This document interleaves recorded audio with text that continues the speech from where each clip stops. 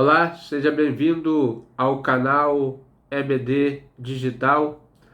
Estamos fazendo mais um estudo da revista Palavra e Vida da Convenção Batista Fluminense. Essa revista tem como título central Liberdade, lições pentateucos para o nosso dia. Quem escreveu essa lição foi o pastor Silvio César Cândido Torres. E nós estaremos estudando essa semana a lição 9. E essa lição dessa semana, a lição 9, tem como texto básico Levítico 16, 6, 7 e Hebreus 10, 1. Primeiro nós vamos ler o título dessa semana é A Sua Expiação Trará ao Senhor. Né? E o texto básico, né, que nós já falamos, Levítico 6 e 7, estaremos lendo agora, e Hebreus 10, 1. Mas primeiro a gente vai ler Levítico, livro de Levítico 6, né? Levítico 6 e 7. 6 e 7. A sua expiação trará ao Senhor um carneiro sem mancha do rebanho, conforme a sua estimação. Para a expiação da culpa, trará ao sacerdote, e o sacerdote fará expiação por ela, diante do Senhor, e será perdoada de qualquer de todas as coisas que fez, sendo culpada nelas. Agora nós vamos para Hebreus, né? Hebreus. Só um instantinho aqui. Hebreus 10, 1. Porque tendo a lei a sombra dos bens futuros, e não a imagem exata das coisas, nunca pelos mesmos sacrifícios que continuamente se oferece a cada ano, pode aperfeiçoar os que a eles chegam.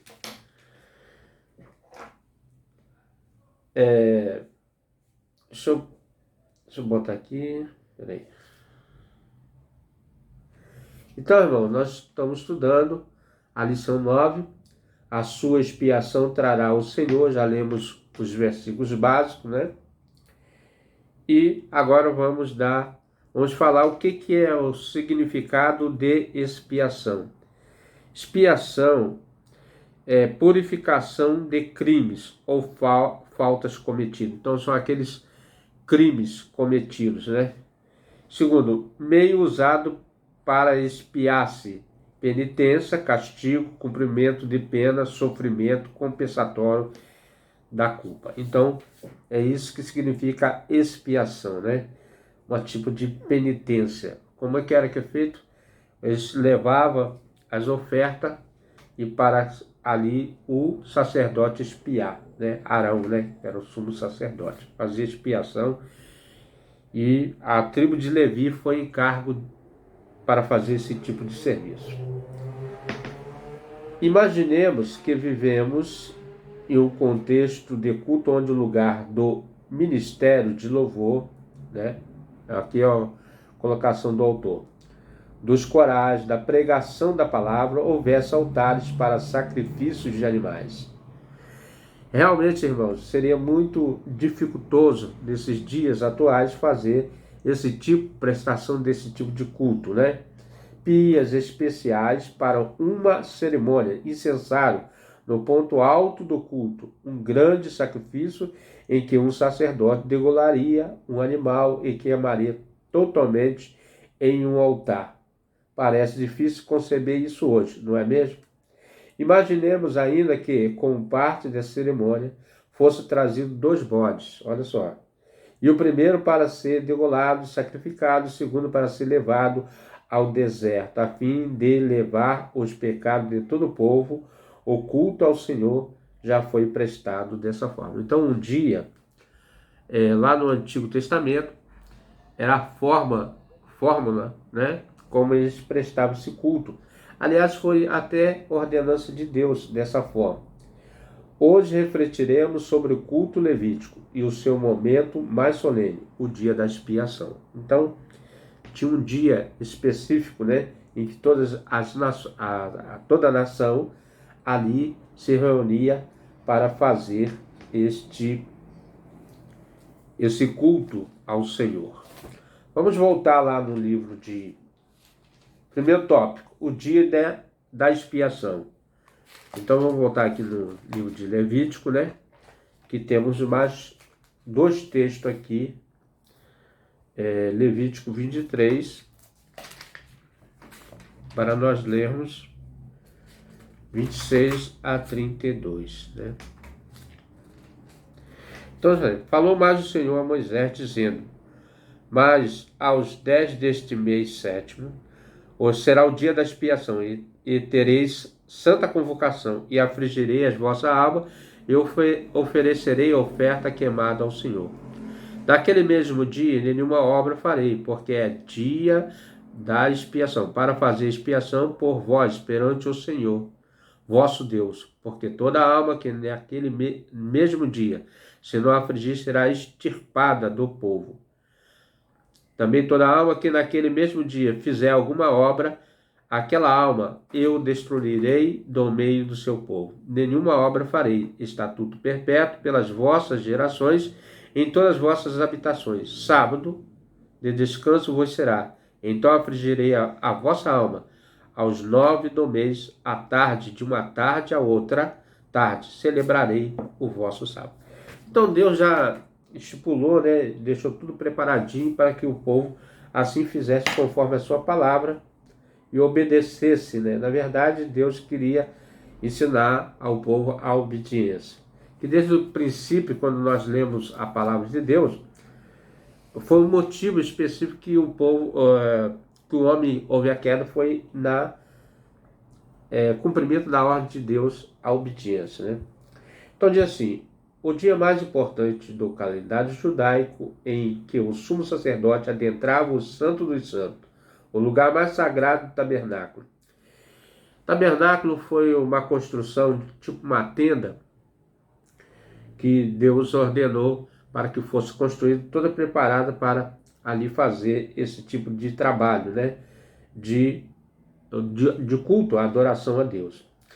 Levando o sangue sacrificial a fim de fazer expiação por si mesmo e pelo povo, era o chamado dia da expiação. Quem levava essa oferta era o sumo sacerdote. Então ele entrava lá num lugar chamado Santo dos Santos, onde estava a presença de Deus, né? O lugar mais sagrado do tabernáculo.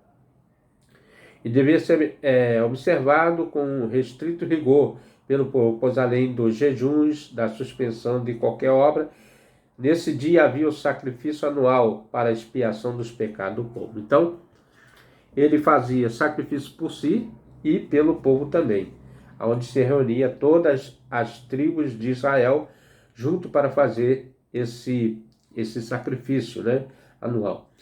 Notemos que o sacrifício dos animais era imprescindível para a expiação dos pecados. Na antiga aliança, no sacrifício, havia morte pelo derramamento do sangue do animal.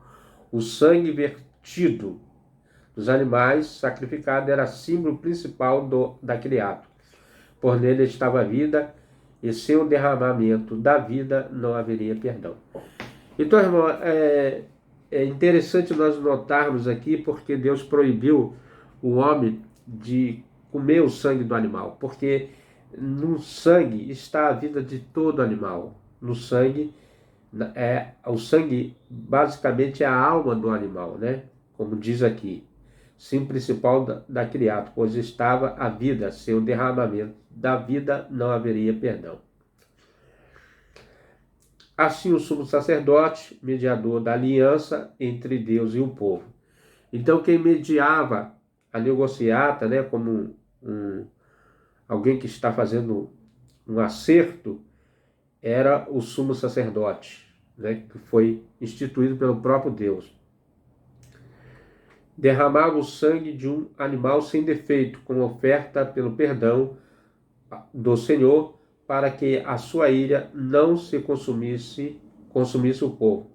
e não destruísse, assim como haveria de fazer todas as nações pagãs da terra prometida. Então, as outras nações viriam aqueles atos pela obediência de Israel e pelo grande poder de Deus, para que elas também se convertessem ao grande Deus, o Deus de Israel, o Senhor Jeová.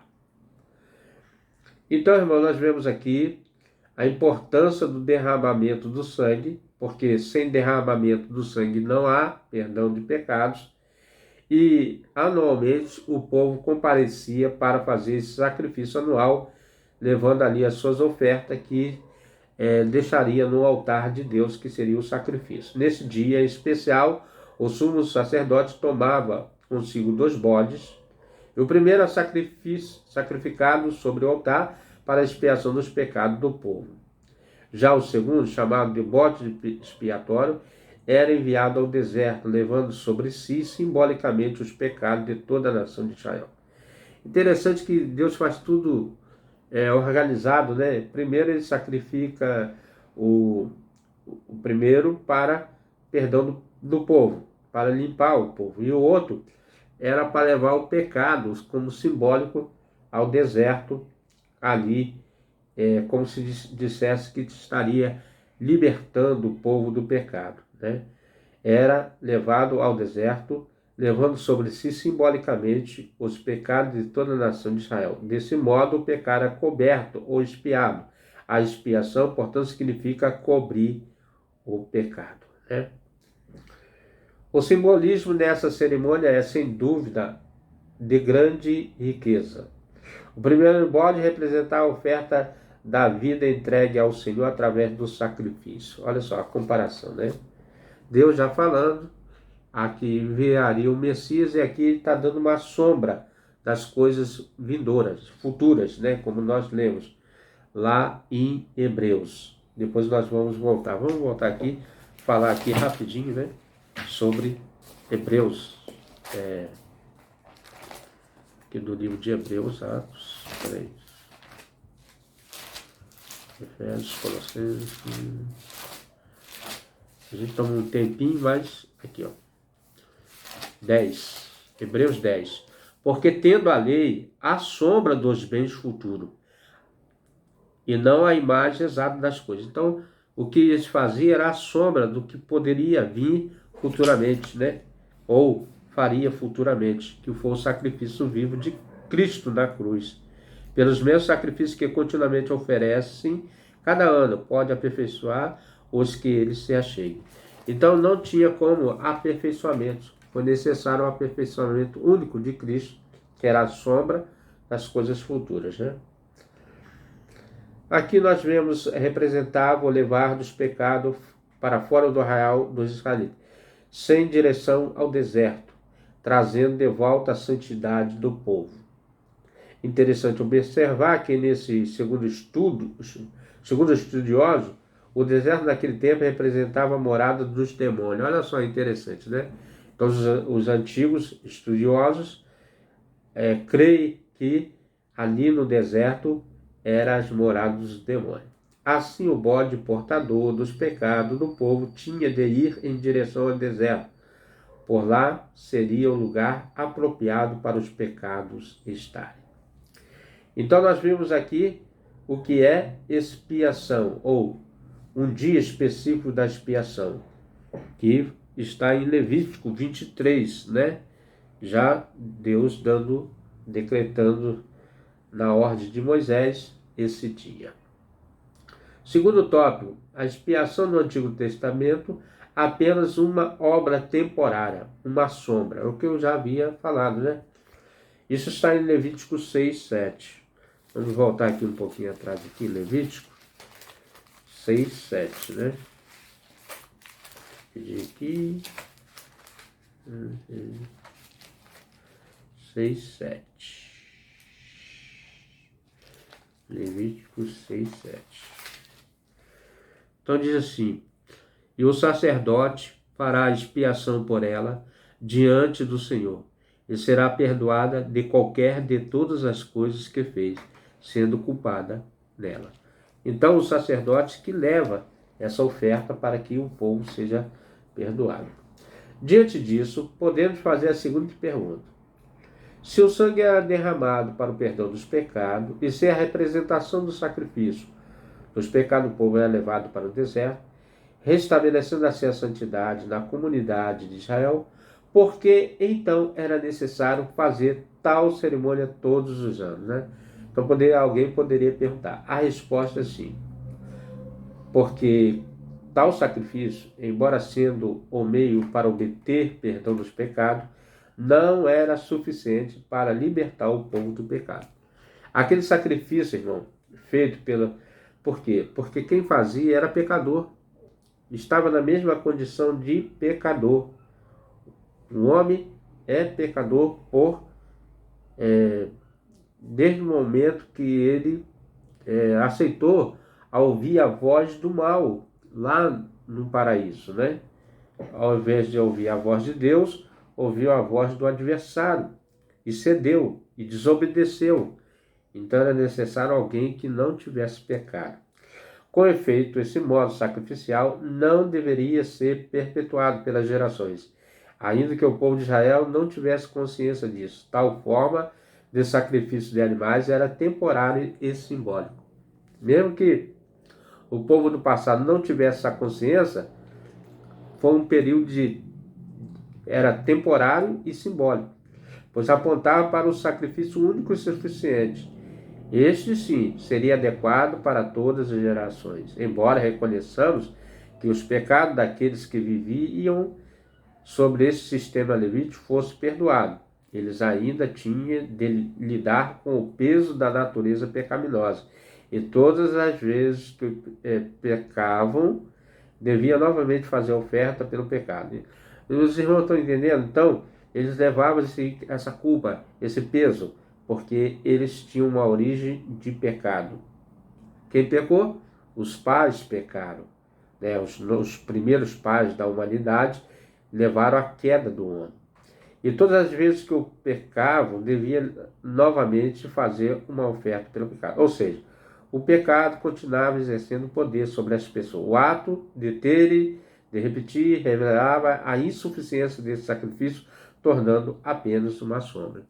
Então, pelo simples fato de todos os anos, já indicava que não era suficiente, porque ele estava o pecado estava ali, né? Estava exercendo sua influência. Em conformidade com isto, o autor de Hebreus sustenta que o antigo sistema sacrificial de Israel, como exposto no livro de Levítico, era inadequado, porque é impossível que o sangue de touros e bode tira os pecados. Hebreus 10, 4. Vamos lá para Hebreus? Vamos ler aqui Hebreus 10, 4. Então diz assim, na continuação: porque é impossível que o sangue dos touros e dos bodes tire pecados. Pelo que entrando no mundo diz: sacrifício e oferta não quiseste, mas corpo me preparaste. Então, nós vemos que, assim dada a impossibilidade de uma expiação eficaz, o sacrifício levítico era apenas uma sombra de algo que estava por vir. E nós sabemos que esse algo foi o sacrifício vívico de Cristo na cruz do Calvário. Ali, Cristo pagou com o seu próprio sangue, derramando sobre a cruz o sangue vertido, na cruz do Calvário, o sangue puro, imaculado, que não se contaminou, que não tinha pecado. Então, esse sim poderia ser dar liberdade ao homem, a liberdade ao homem. Deixa eu voltar aqui que meti a mão aqui, né? Olha lá. Rapidinho aqui.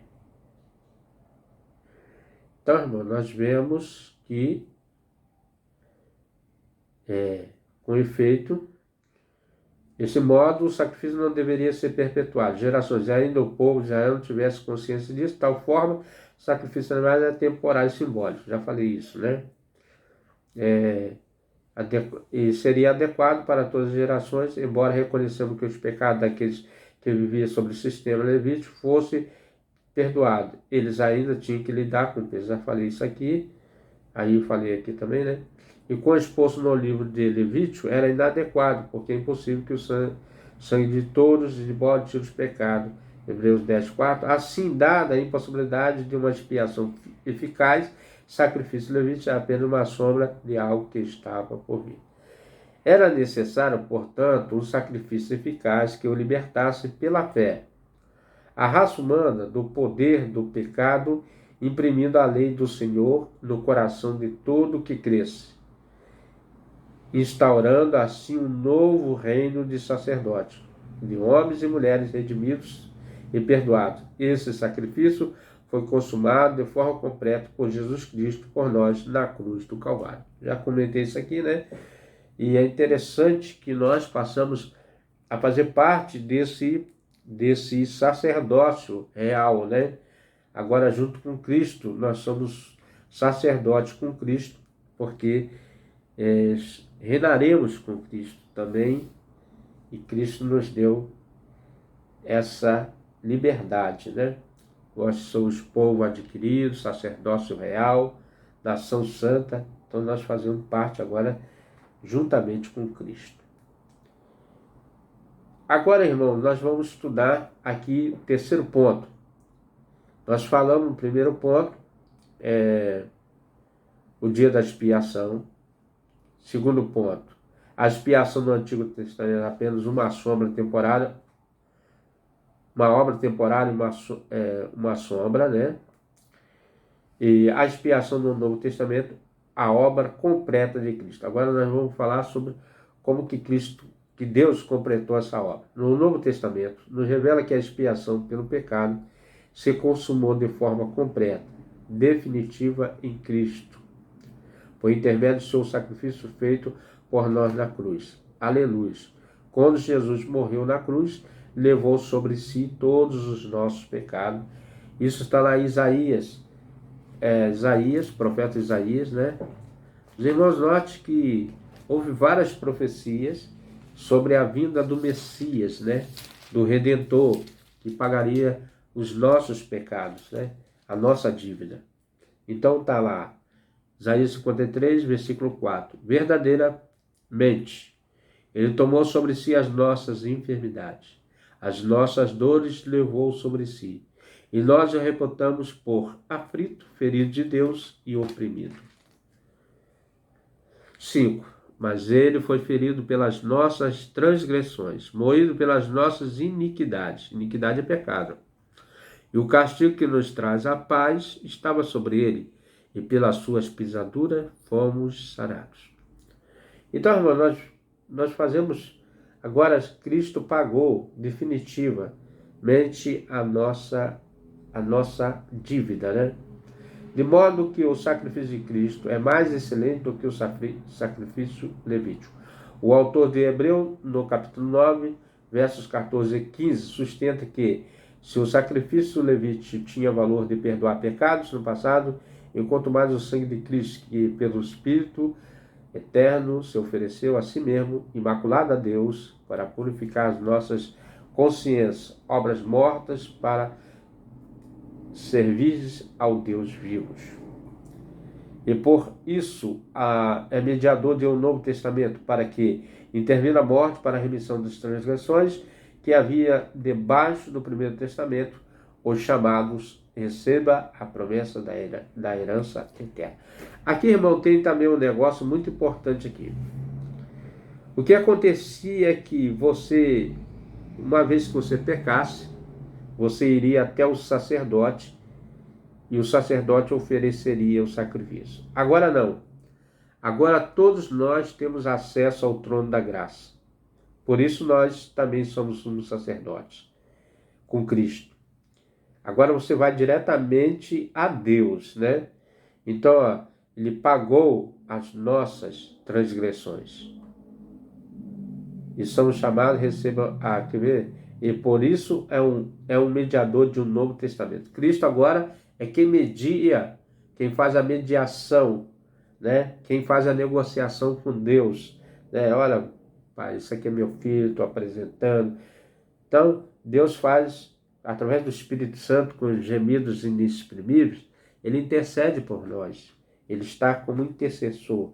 Ele como mediador dessa aliança que temos agora com o Pai Celestial. É importante nós entendermos isso, que agora você não precisa que ninguém, humanamente,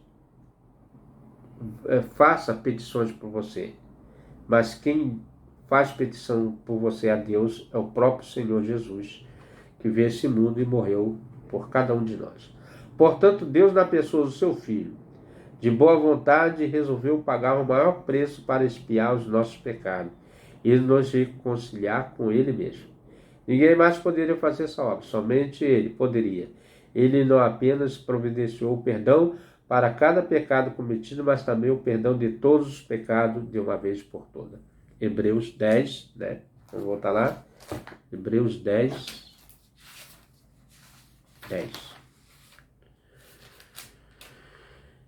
Na qual vontade temos sido santificados pela obração do corpo de Jesus Cristo, feito uma vez. Então, Cristo, de uma só vez, pagou esse pecado, né? Pagou esse preço, os nossos pecados, né? Então, irmãos, nós vemos aqui que Jesus Cristo é o mediador dessa nova aliança. Nós vimos que agora nós temos acesso ao trono da graça, porque somos sumos sacerdotes também com Cristo, e temos acesso ao trono do Pai. Por essa razão, Cristo, por sua morte na cruz, também por meio da sua ressurreição, expiou o nosso pecado, pagando a dívida e substituindo nossa natureza pecaminosa por sua natureza justa, reconciliando nós com Cristo. Outra coisa que nós estávamos, irmãos, é separado da graça de Deus, porque nós pecamos e quando o homem pecou, teve a inimizade, né? Criou-se um abismo entre nós e Deus. Agora Cristo reconciliando através do seu corpo com Ele mesmo, né? Ele vem se reconciliar nós com Ele mesmo. E nos dando o direito à ressurreição, ressurgir da morte, né? Porque a ressurreição é trazer da morte à vida, dar vida à pessoa, né? Tirar daquele julgamento de condenação. Eu separei aqui, irmãos,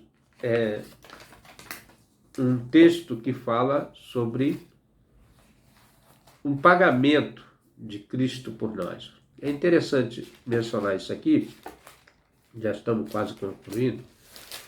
Está em Colossenses 2,14. Vou botar aqui rapidinho. Colossenses 2,14, que diz assim, vou ler primeiro o versículo, 14 a 17. Havendo riscado a cédula, vamos imaginar a cédula, né? Que uma cédula, que era contra nós, nas suas ordenanças,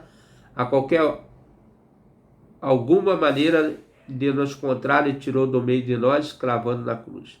Despojando os principados e potestades, expôs publicamente e dele triunfou. Portanto, ninguém vos julgue pelo comer,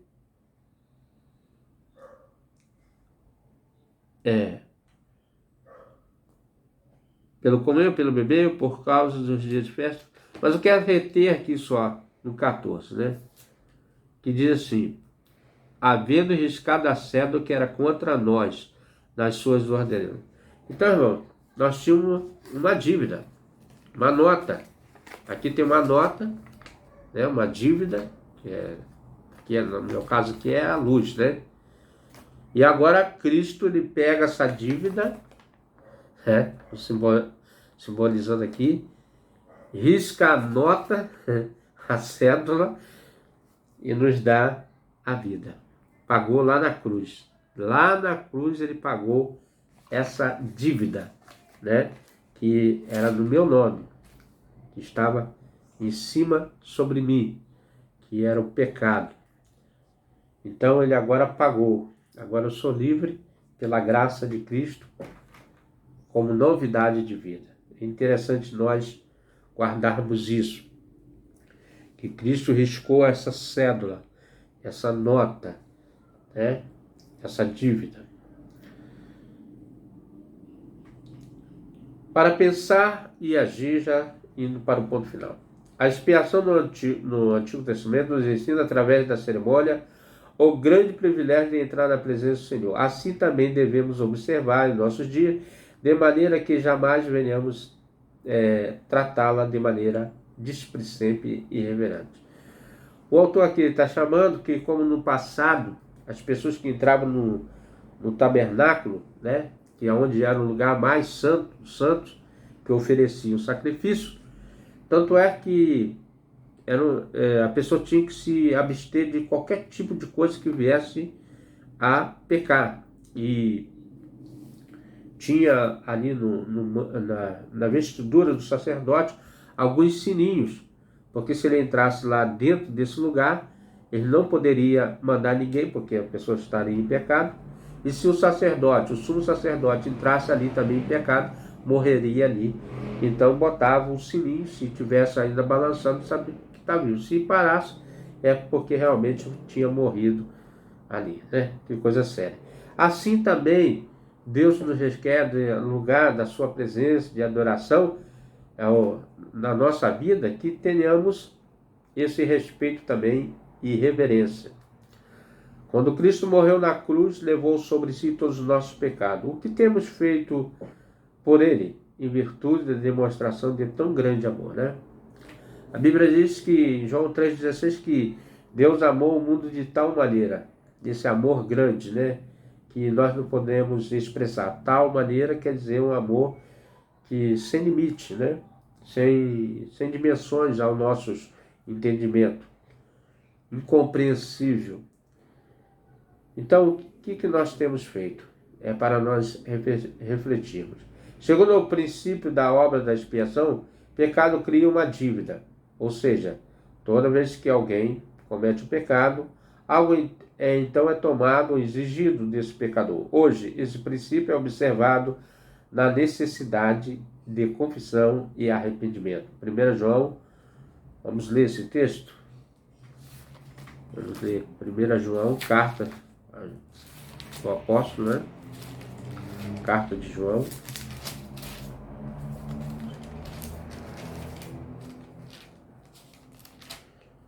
Primeira João 9:10. Primeira carta de João 9:10. Que diz assim: se confessarmos nossos pecados, Ele é fiel e justo para nos perdoar os pecados e nos purificar de toda injustiça. Se dissermos que não pecamos, fazemos um mentiroso e a sua palavra não está em nós. Então, todos nós somos pecadores, né? Todos nós. E é necessário que nós confessemos os nossos pecados ao nosso Pai Celestial, para que Ele possa nos perdoar, para que Ele possa pagar essa nota, né? Que Ele já pagou, mas que Ele quer ouvir de nossos lábios, confessamos que pecamos, para que Ele possa sempre estar perdoando os seus filhos. Embora temporária e insuficiente toda a obra da expiação, assim como toda a lei, tem importância pelo fato de que, sem ela, não saberíamos o que é pecado, nem entenderíamos a nossa necessidade da graça e do perdão de Jesus. Realmente, irmão, quando você passa a ter entendimento do que é pecar, do que a necessidade de se consertar, como você saberia que você está em débito se você não tivesse a razão porque é pecado? Então aqui fala, a lei pronuncia a salvação que Cristo veio operar dentro de nós, jamais foi o objetivo final. Então, Cristo veio cumprir essas maravilhas de Deus, né? Então, irmãos, chegamos a mais um final de estudo, falando hoje sobre a sua expiação trará o Senhor. Devemos sempre ter em memória que Cristo quer pagar suas dívidas, né? E basta tão somente você aceitá-lo como Salvador, porque Ele é a graça que nos foi dada. Vamos orar? Vamos agradecer a Deus. Primeiro eu quero agradecer a todos os inscritos, novos inscritos, antigos. E as pessoas podem também aí botar aí nos comentários também. E fique bem à vontade. E que esses estudos possam servir de edificação para você, seus amigos, sua família. Vamos orar? Vamos agradecer a Deus por mais um estudo. Aprendemos um com o outro através da lei mosaica, né? Desse livro Levítico, que são as leis, a regulamentação de uma constituição de uma nação santa, né? Pai querido, Deus eterno, soberano Deus, Pai de nosso Senhor e Salvador Jesus Cristo. Tu, Senhor, rasgaste a cédula, que era a nossa dívida, Senhor. E Tu pagaste a nossa dívida, Senhor, que era nossa, porque nós pecamos contra Ti, ofendemos a Ti através dos nossos pecados. E Cristo veio a esse mundo, Senhor, e levou sobre si todo o pecado sobre si, nos libertando, ó Deus. Como lá o profeta Isaías 53 fala sobre a vida do Messias. Obrigado, Deus, pelo Senhor ter enviado o seu Filho Jesus Cristo para pagar esta dívida que nenhum homem jamais teria condição de pagá-la. Porque nós somos insuficientes a Deus, somos pecadores, herdeiros dos nossos pais, dos primeiros pais, lá no Jardim do Éden. Mas foi necessário vir um justo para justificar e restaurar, Senhor, a ordem mundial, as coisas que estavam, Senhor, no caos e por tudo em ordem. Hoje nós temos o mediador, que é Jesus Cristo, que media, Senhor, que faz com o Espírito Santo e com gemidos inexprimíveis, intercedendo pelos teus filhos em toda parte do mundo. Aqueles que, Senhor, confessa o nome santo do Senhor Jesus e tem aceitado esta graça e esse presente.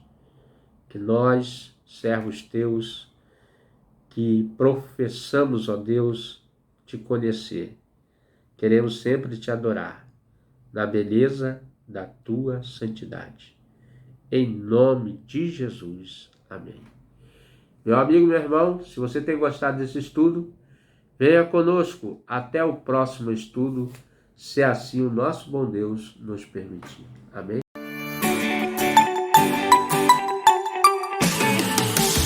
Com transmissão inaugural no dia 21 de abril de 2021, a Rede 316 tem avançado, proclamando o Evangelho através das plataformas de mídias sociais para o Brasil e o mundo.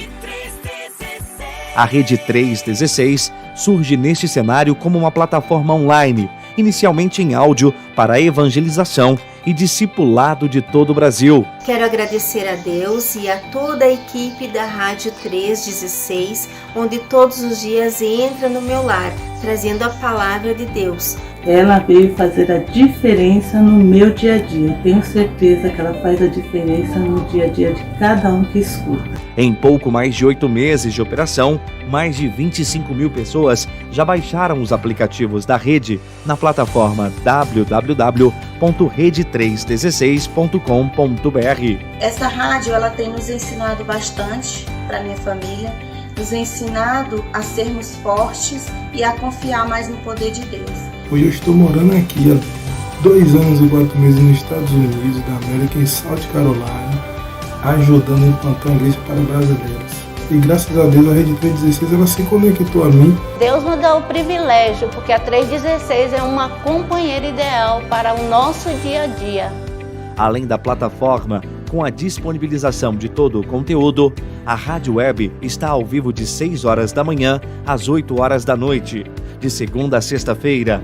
A Rede 316 hoje já conta com mais de 30 programas semanais, Nossos ouvintes já podem ouvir a web rádio 24 horas por dia e ainda baixar os mais diversos programas em formatos de podcast para compartilhamento em outras plataformas como WhatsApp e Telegram. E eles têm cumprido exatamente o propósito da rádio, que é levar a mensagem 24 horas. E gostaria também de parabenizar aos nossos pastores, aos nossos líderes por essa iniciativa, esse grande projeto missionário que é a Rádio 316. Estes são alguns dados importantes para nossa gratidão ao Senhor. Aplicativo com mais de 25 mil downloads, aplicativo com nota 5, plataforma com mais de 3 mil acessos diários, média de 8.500 ouvintes dia, contatos para retransmissão em emissoras locais. Até o mês de janeiro de 2022, tivemos aproximadamente 2 milhões de acessos registrados ao nosso sinal de áudio. Então eu quero convidar você que ainda não conheceu a plataforma da Rede 316 a entrar agora no site rede316.com.br e se você ainda não baixou o aplicativo, pesquise aí Rede 3.16 e acompanhe toda a nossa programação. Lá você vai encontrar estudos bíblicos, mensagens, canções, entrevistas, testemunhos missionários que glorificam a Deus e que compartilham o amor de Deus durante 24 horas por dia. Eu quero encontrar você lá.